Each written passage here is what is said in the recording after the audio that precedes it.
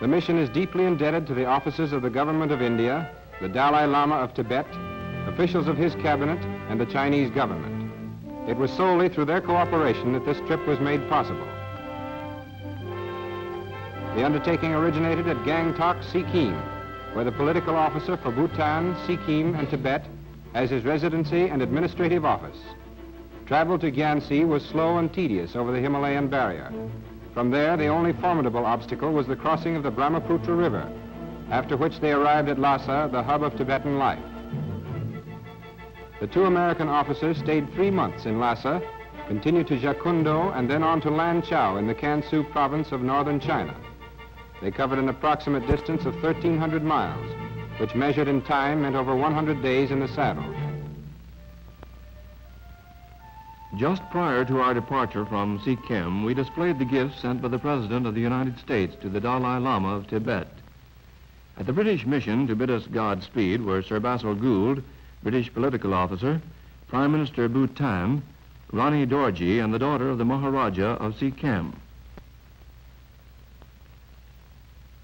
She is examining one of the gifts, a chronographic watch which tells the time of day, day of week, month of year, and moon phases. Kanchenjunga, a famous landmark in this locale, is the second highest mountain in the Himalayas. Its snow-clad peak towers 28,000 feet into the skies of Sikkim. Natula Pass. Our caravan begins its hazardous journey across the Himalayas into the hidden country beyond, and we cross the boundary into Tibet. Because of the difficulty of transportation, we carry only the bare essentials, as we expect to live on the country along the way. A pack train loaded with potatoes for India passes us on the trail. Potatoes are one of the minor exports of the country. Tibet, hidden beyond the impregnable walls of the Himalayas, is a land of mystery and mysticism. Its rugged and primitive beauty can be enjoyed only by those who will endure strenuous travel to almost inaccessible regions. Traveling across the treacherous passes, the bleak and forbidding desert wastes, we see what has made every phase of the Tibetan's life a struggle. Yet 3 million hardy, courageous people call this land their home.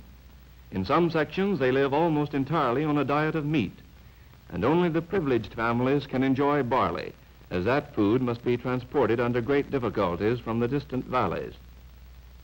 In the valleys, meat becomes a luxury, and the main diet is barley mixed with buttered tea and called samba. According to geologists, in centuries past, most of Tibet was glacier country. As it became habitable, nomads from all directions threaded their way through the narrow passes and built their homes in the few fertile valleys.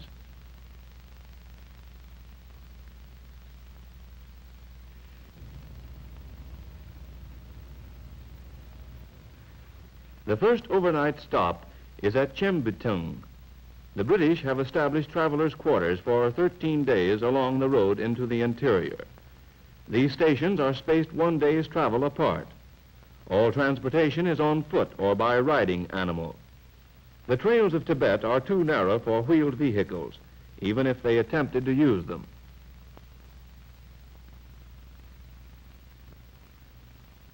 With Natula behind us, our caravan of 35 mules and 15 native travelers moves on. The road to Lhasa, like other roads across Tibet and Central Asia, is a well-worn trail. Over these routes for centuries, caravans have carried the merchandise of the East: tea, rice, gold, musk, silk, jade, and furs. At Yatung, a British Guard of Honor turns out to greet us. They are native Indian troops under British command equipped with Enfield rifles. We meet a gaily dressed bridal party on its way to India, where a Lhasa debutante is to be married to the son of a Raja. Marriages, like other phases of Tibetan social life, must receive the blessing and approval of the Buddhist Church.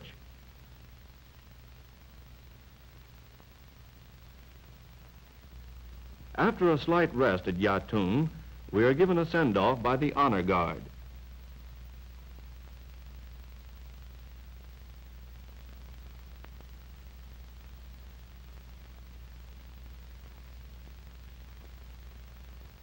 We pass a typical village situated on the narrow plain at the foot of the ever-present and towering mountains.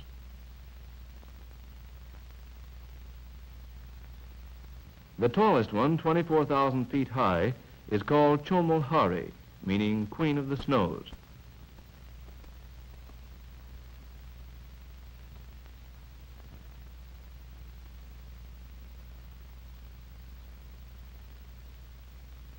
A shipment of wool and marmot hides transported in typical Tibetan style passes us on its way to the markets of India.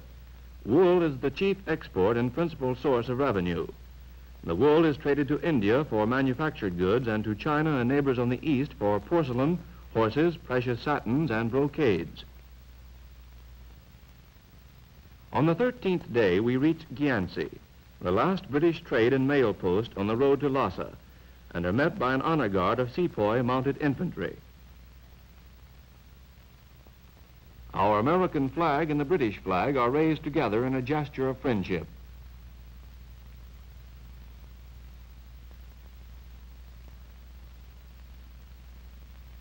Our first official welcome was rendered by Major Gloin and Tibetan notables. These gifts from the native officials represent a considerable sacrifice on their part and have far greater value than the Occidental conception of such presents. No other offering could have been more welcome than the meat, eggs, barley, and butter. We returned their hospitality by inviting our Tibetan friends to a reception held at the home of Major Gloin, the acting British trade agent.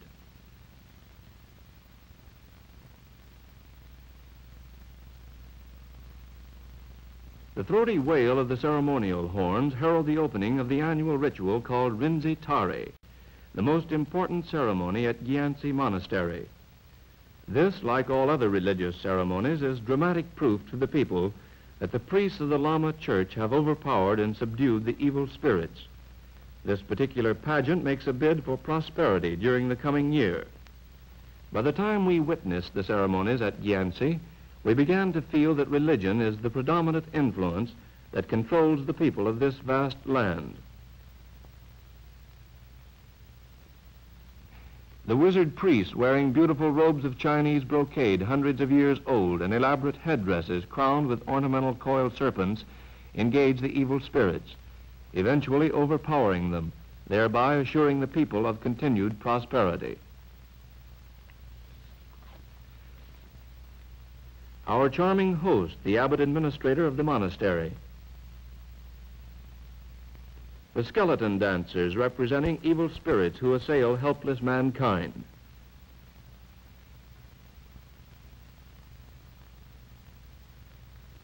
The dance of the lion spirits.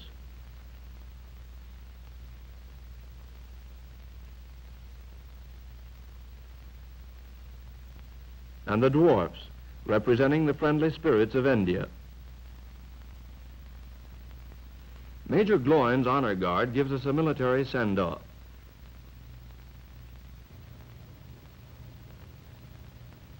Our horses are small but sturdy. The only difficulty is trying to look dignified riding them. The Eastern Magistrate of Gyansi also comes out to see us off. A yak caravan carrying barley. The very existence of the Tibetans depends upon the yak. It furnishes food in the form of butter, milk, and meat, besides transportation and fuel. The long hair is woven into cloth for tents, and the tough hide is made into a variety of leather products.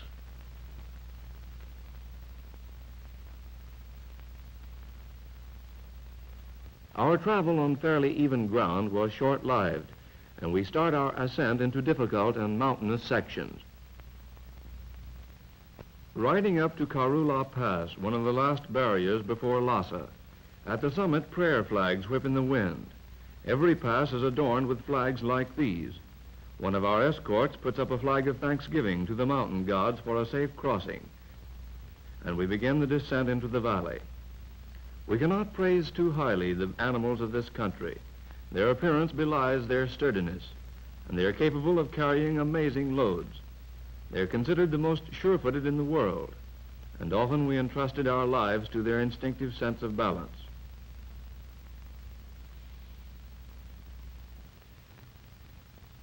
Brahmaputra, one of the three great rivers of Tibet.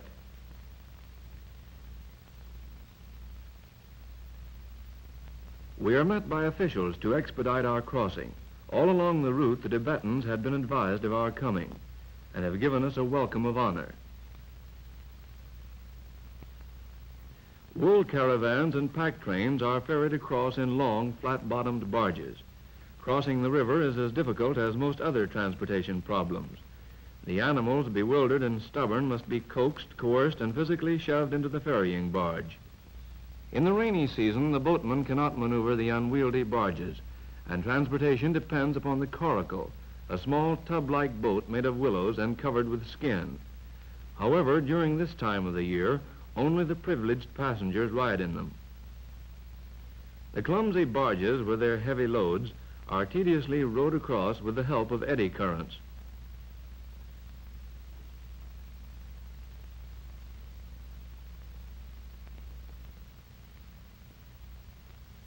Tibetans are inherently sociable, and on the slightest provocation pause in their labors to visit over a cup of tea. Native drivers congregate at the ferry crossing. Tea is the chief drink of the country, made of barley, salt, and butter. It gives them resistance to hunger and cold. They drink anywhere from 30 to 50 cups a day.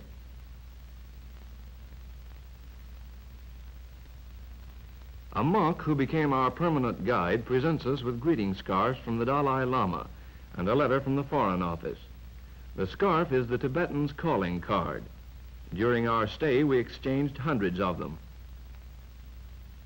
Escorted by our guide, we proceed towards Lhasa.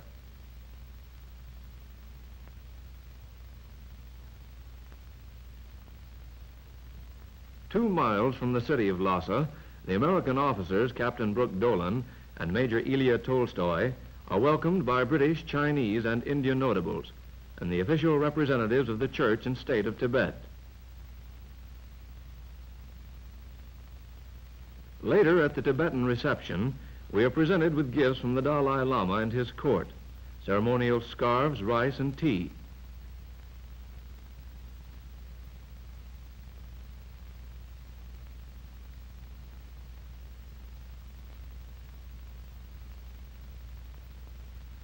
The Dalai Lama sends his own bodyguard, the Tropchi Regiment, to greet us. This is a rare occasion, the first time in history when an honor guard has turned out to greet Americans. It creates great excitement. We review their infantry and their practical native attire.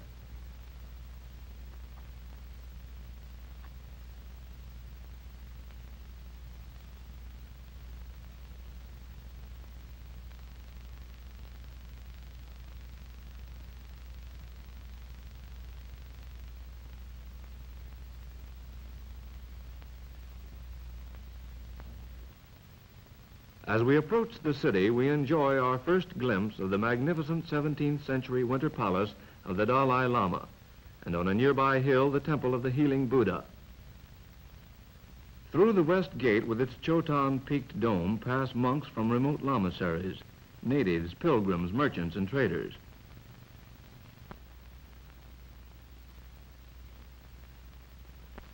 The population of the city is estimated at 20,000. Lhasa maintains contact with the outside world through the medium of a telegraph line used principally in trading relations with India. Little of the city is modernized, the installation of electric lights in 200 homes being probably the most conspicuous evidence. All year round, the people use their rooftops to wash and cook, work and play. The Pungang family. The wealth of Tibet is concentrated in 20 of these official families. Twice a Dalai Lama has been born into this circle.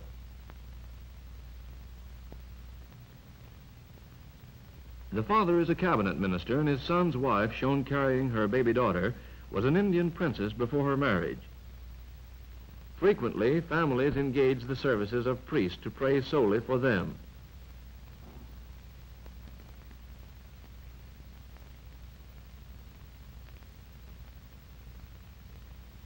This school is attended by children of mixed, common, and noble blood.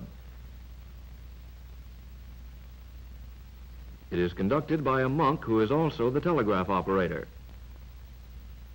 Two brothers of the Dalai Lama are students. The one shown here, richly dressed, bears a striking resemblance to the young pontiff.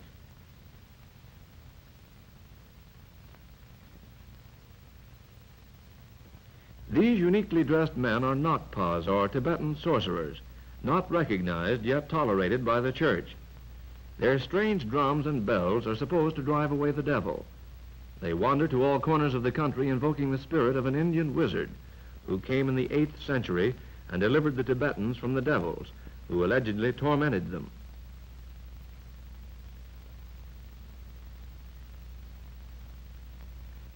The favorite game of the children is chibi. The object is to keep the feather bird in the air as long as possible. No easy trick. Small Fry here ties his bird to a string. Tibet is still unaffected by the machine age. Hauling, planting, and harvesting are all done by primitive methods. The laborers, content with their lot, chant as they work.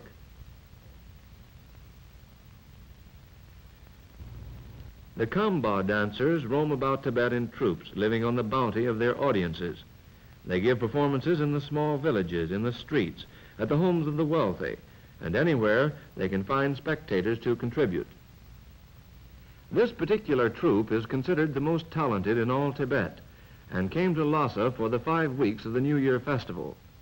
In the great religious communities, they furnish the only entertainment of a theatrical nature. Their steps are the closest relation to folk dancing that is known in Tibet. Although the capers and gyrations can hardly be called original, they do give us an insight into the characteristics of the Tibetan people. Few races would have the stamina to engage in this performance, especially in the rarefied air of 12,000 feet. And yet these entertainers may put on several shows a day. The Tibetans populate a country where only the rigorous may survive. These folks laugh readily, have a happy disposition, make friends quickly, and rivalry is always good-natured.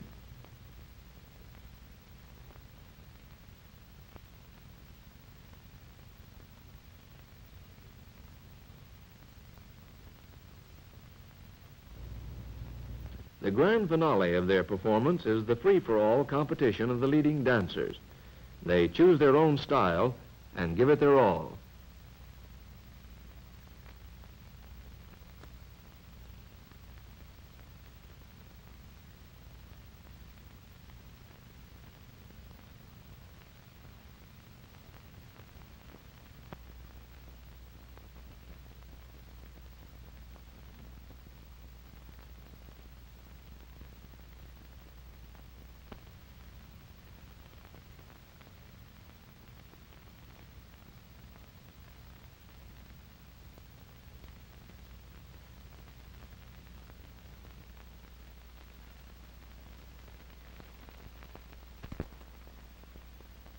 The Potala, in all its inspiring glory, towers above the city of Lhasa, just as the Buddhist religion dominates the life of the people.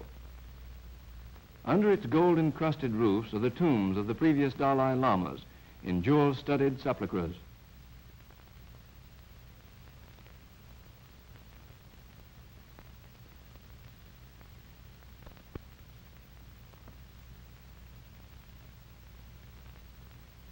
The great road links the Potala, winter home of the Dalai Lama, with the summer palace, his residence from May until October. The Lion of Tibet guards the gate of the summer palace. The grounds cover over 500 acres of gardens and animal preserves. The architecture of its buildings is considerably influenced by the Orientals, but its singular splendor is truly Tibetan. The ornaments bordering the roofs are covered with a layer of pure gold. The workmanship reflects the patience and inspiration of the people that contributed these buildings to their Dalai Lamas. The present Dalai Lama is 10 years old and will not assume absolute control of his people until he reaches 18. In the intervening years, the regent directs his studies and activities and is the temporary ruler of Tibet. There is no higher authority, religious or civil. During the absence of the Dalai Lama in the winter months, a major domo is in charge of the summer palace. This dazzling jade drinking cup with its gold cover and stand is the personal cup of the Dalai Lama.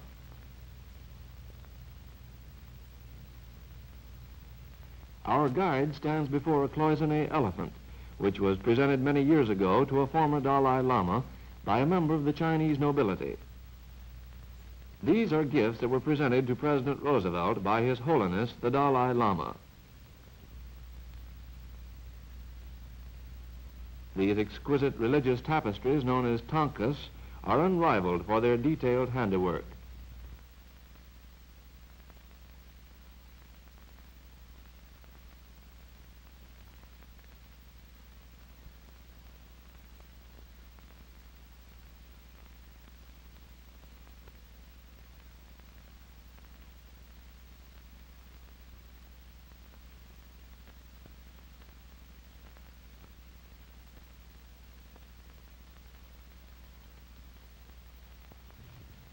The summer palace is the home of many types of animals, amongst them a pony, mules,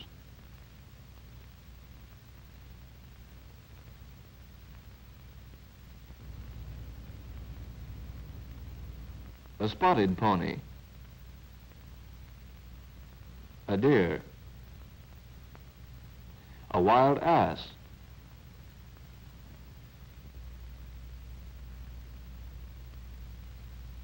some of his favorite ponies in the stable, wild blue sheep,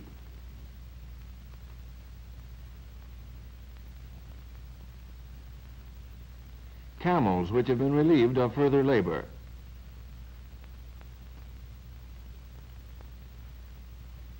and a Tibetan mastiff, blood relation to the Saint Bernard, the grounds of the temple of the serpent demigod. Wildlife enjoys complete safety in all of Tibet, as it is contrary to their religious precepts to kill any animals or birds other than sheep and yak.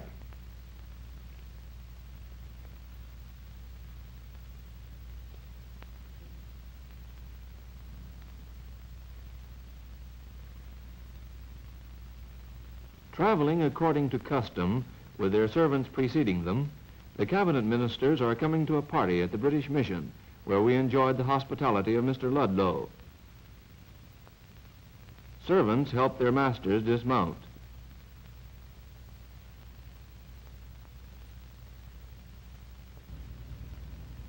Our monk guide, who is usually late, arrives alone. A whole mutton is roasted for the occasion. The luncheon was given at the British Mission for the Kashag, or cabinet members, and other lay and ecclesiastical officials.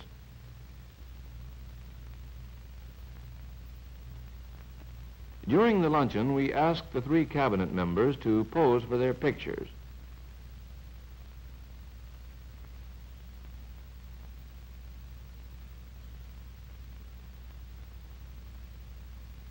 Also, high government directors of the Foreign Office.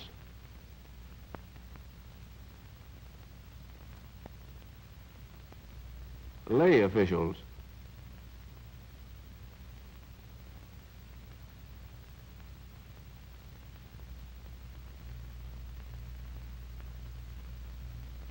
And luminaries from the monastery.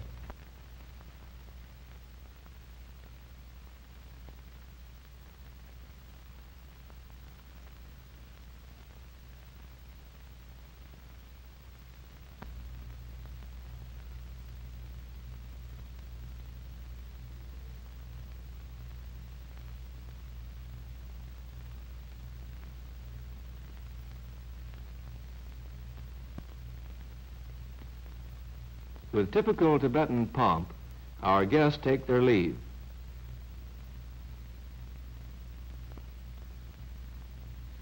Shortly after the party at the British Mission, we were invited to the beautiful palace of the Sarong family. The residence is one of the showplaces of Lhasa and evidences the dignity, wealth, and influence with which these powerful families are blessed.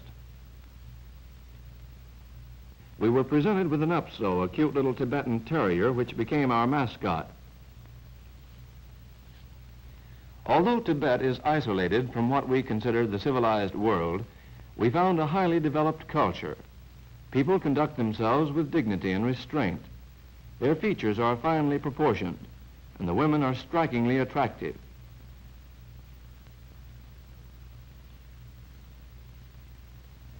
Lhasa is surrounded by monasteries housing 40,000 monks.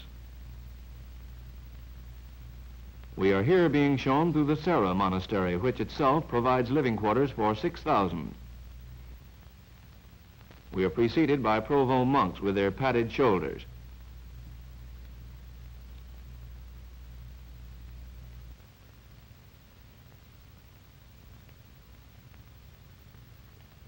The Depung monastery, with its 10,000 members, is the largest monastery in the world. Novices from the age of 5 and resident monks attend the examinations of the 3 candidates for the Doctor of Divinity. It takes 15 to 20 years study and training before they're eligible to qualify for the degree. Those that fail, and only if very influential, may take the examination again about 10 years later. The candidates are examined for 8 days by learned members of the order. The examiner slaps one hand into the other and shouts, "Answer." If the student answers wrong, he is given a severe slap on the arm. The candidate under examination wears a yellow helmet. If he passes, he gets an extra row of stitching on the crest.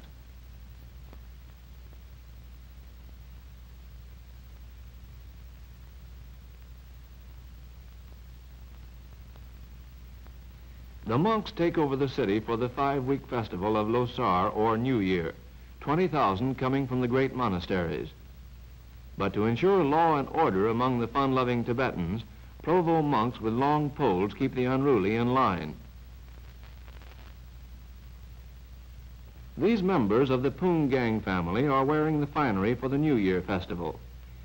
The Tibetan sense of beauty is manifested by the exquisite blending of costly silk brocades and elaborate array of semi-precious jewels. The seed pearls, coral, turquoise, jade, gold, and onyx are expertly fabricated into exotic and original designs. The headdress, encrusted with seed pearls, must be worn by all women of the noble families during the 5 weeks of the New Year's ceremony. If they should go out upon the streets without this headdress, they would be sent home by a monk.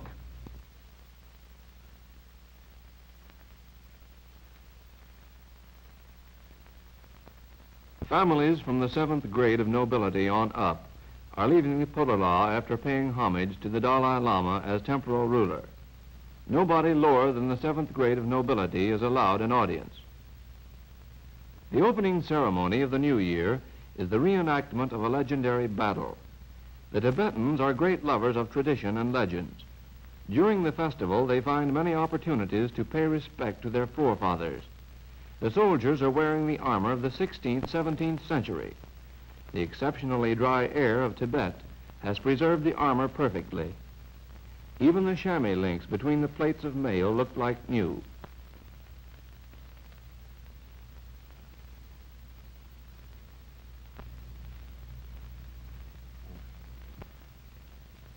The privileged gather in the Potala courtyard for the approaching pageant. Hosham, humorously depicting the god of wealth, is escorted to his seat of honor. In the initial part of this ceremony, the evil spirits do their dancing unmolested and represent the threatening forces to be overcome by the church. And down the loaded air there comes the thunder of Tibetan drums. The spirits continue their menacing ritual.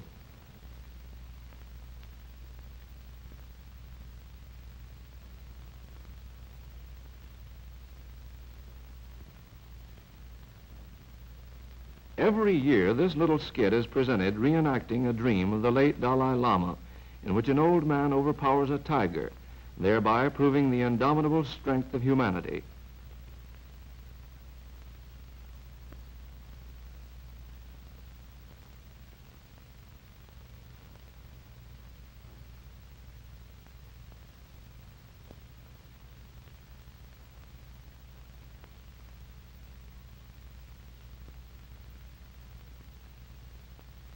Outside the potala, the feature of the second day's ceremony is the pole-sitting act.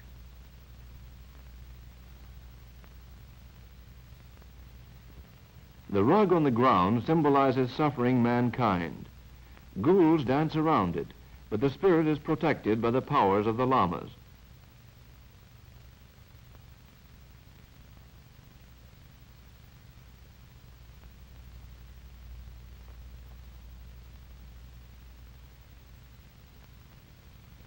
The wizard priests with their black hats enter the dance and overpower the evil spirits.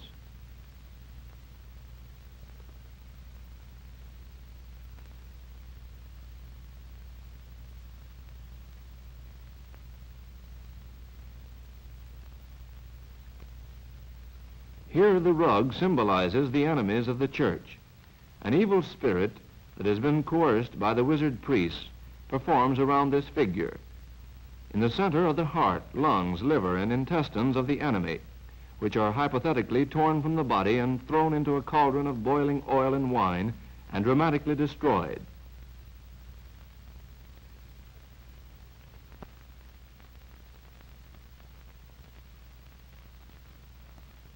Another symbol of corralled evil spirits is carried down to the potala yard and will also be burned.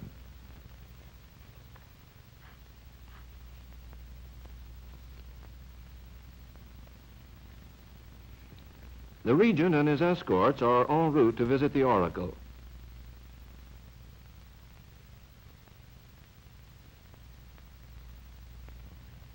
Every year he pays his respect to the prophet and receives the predictions for the coming year.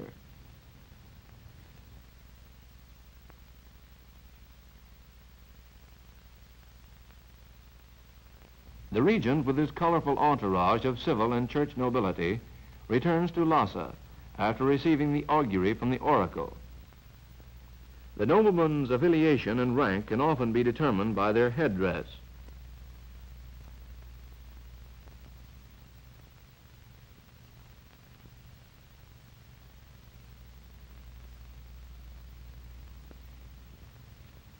In the archery contest, the servants are the sole participants. Their remarkable strength is well attested by the 400 yards they can shoot an arrow. The arrow is picked up from where it strikes the ground and is marked with the name of the contestant and his record.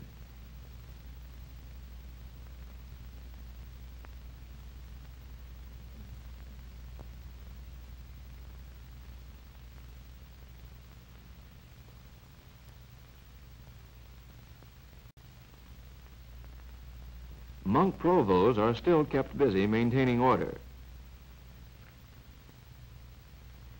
Merchants and politicians present scarfs to the city officials and nobility.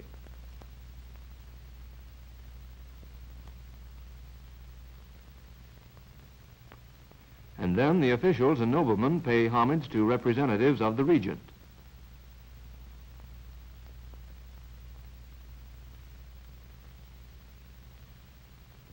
One of the last functions of the New Year's celebration is the concentration of all evil spirits and enemies of the church in one symbolic figure, which in turn will be destroyed.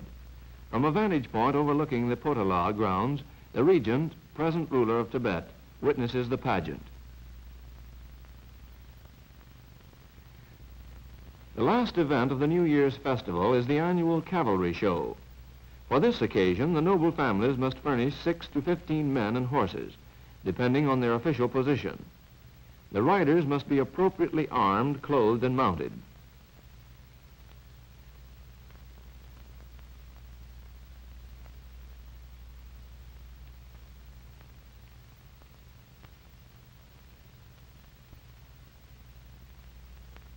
This cavalry has no military function and is but another evidence of the Tibetans' love for tradition.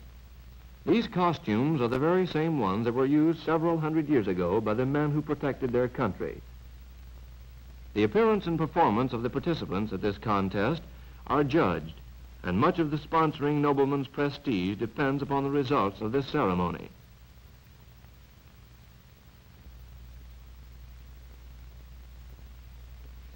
The sponsors and cavalry officers.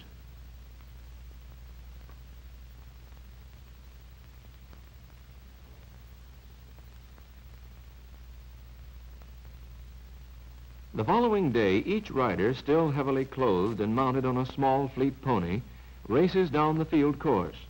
At a full gallop, he must fire at the first target, then sling his matlock over his shoulder, haul out his bow and arrow, and try to register a bullseye on the second one. What Mecca is to the Mohammedans, the Potala is to the Buddhist. Some pilgrims begin their homage on the Great Road, although most confine their prostrating to the Holy Walk. The Holy Walk is 7 miles in length and encircles the Potala. Fervent pilgrims repeatedly prostrate themselves as they wend their tortuous circuit. Each time this follower stops to pray, he turns at right angles to the walk, falls prone on his stomach, then rises and salutes the Potala. Properly done, it takes 2 days to complete the ritual. Members of wealthy families often pay this type of worshiper to represent them. On the rock walls are artists' conceptions of the celestial Buddhas.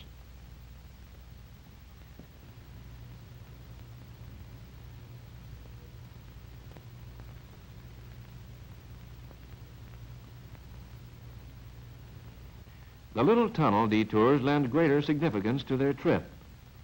Some people carry their own prayer wheels. Inside, there is endlessly repeated the mystic formula, Mani Padme Hail Jewel in the Lotus. Each turn of the wheel represents the prayer many millions of times, and it assures the twirler that the pitying Lord will aid in freeing him from the wheel of life.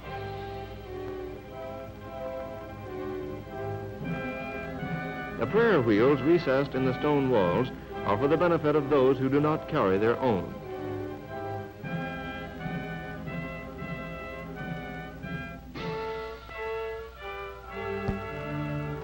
The Potala is an inspiring symbol of strength. It is a fitting monument to a religion that is divested with such tremendous power. It is also a fitting residence for their Dalai Lamas, whose soul is allegedly the perpetuated reincarnation of Buddha. The present Dalai Lama was born of peasant parents in an eastern province and was brought to Lhasa with great ceremony as heir to the throne of Tibet.